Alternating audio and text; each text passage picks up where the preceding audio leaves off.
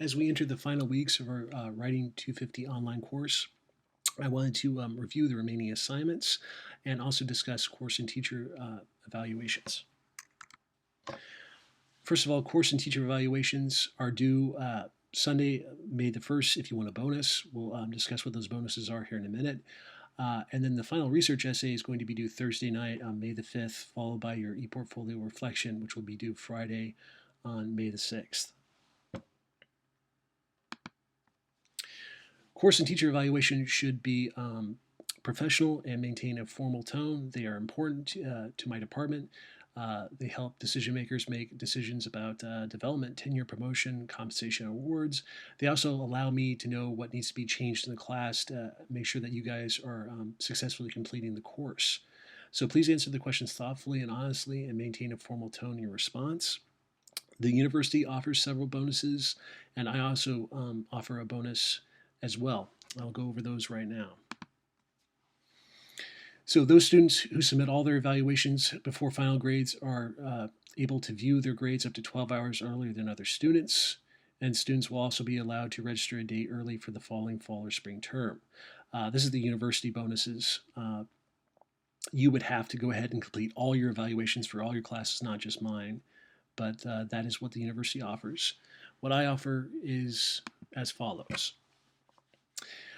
All evaluations are, of course, private. I have no access to what you say till well after your grade is done. What I do see is how many students are actually completing the evaluations.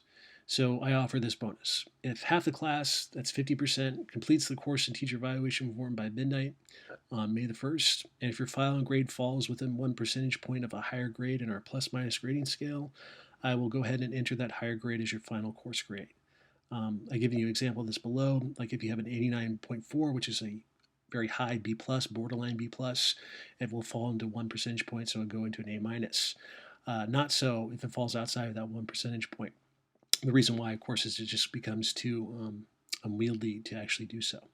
But those are the bonuses. Please complete the course and teacher evaluations and do so by May 1st if you want the bonus.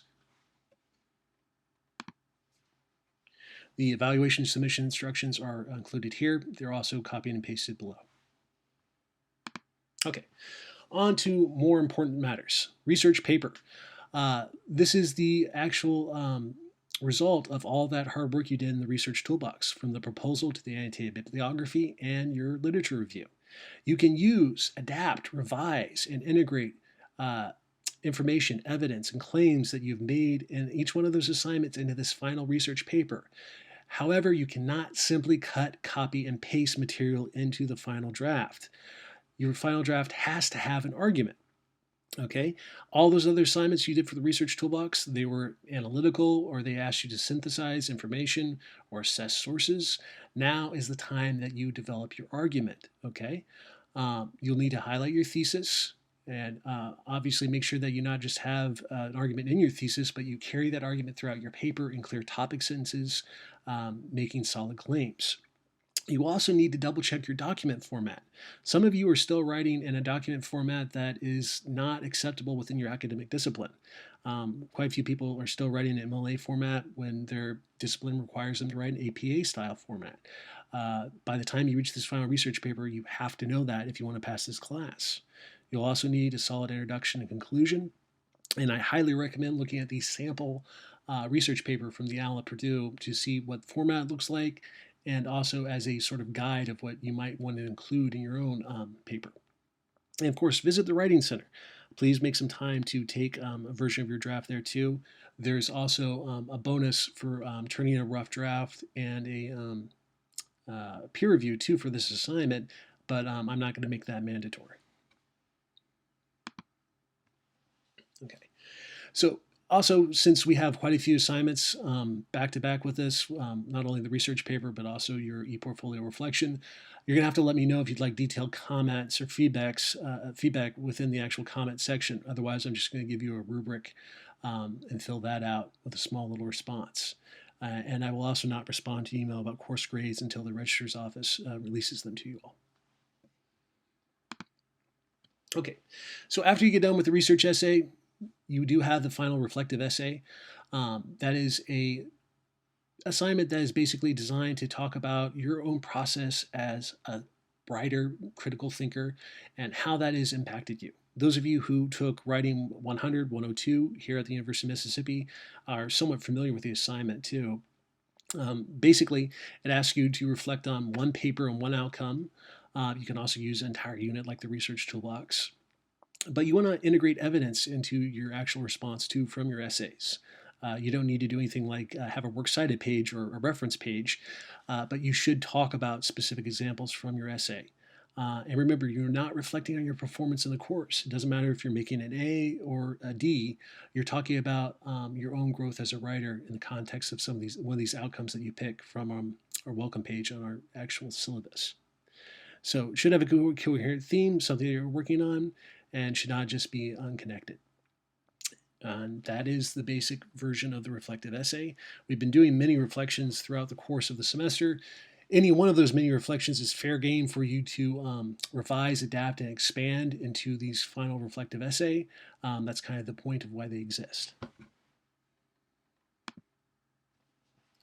And some things to avoid in this. Don't make weak general claims about the strengths of the course or yourself as a writer. Don't offer little evidence about the artifact. That's what we call the assignment that you choose to do so.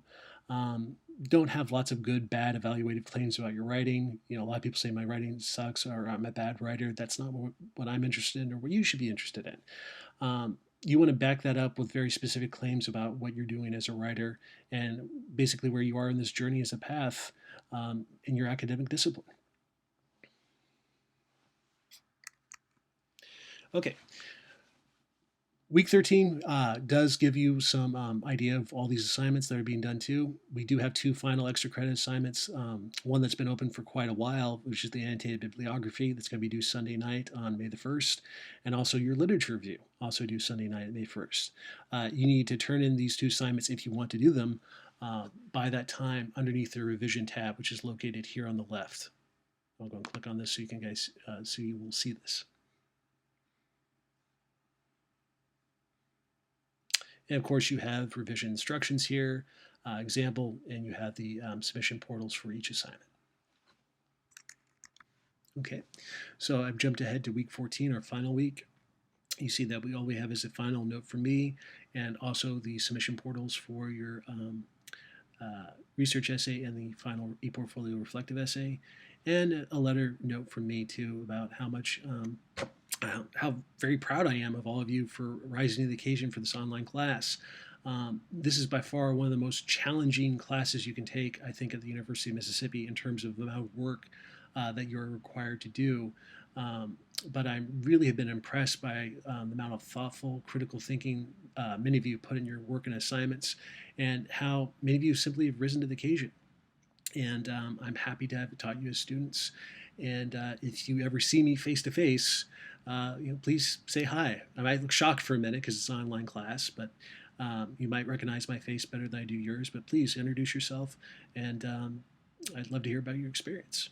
And if you have questions or anything else, please send me an email. If not, I will see you guys around campus or not.